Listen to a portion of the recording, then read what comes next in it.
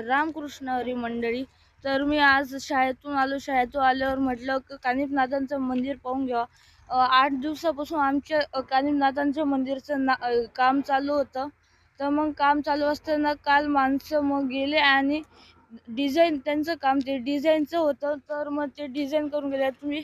तुम्हाला दाखवतो. हे मंदिरचा कळस आहे. हा मंदिरचा कळस झाला.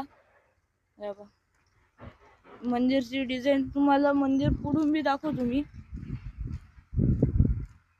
चल हे पहा, हे मंदिरची इथं डिझाईन केली आहे.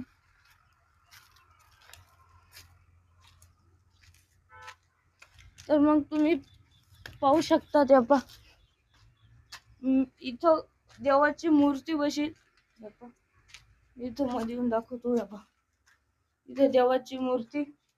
आणि हे मंदिर कानिफनाथांचे आहे. तुम्हाला माहिती असतील नवनाथ, आणि नवनाथामधून कानिफनाथ हे तुम्हाला माहिती असतील.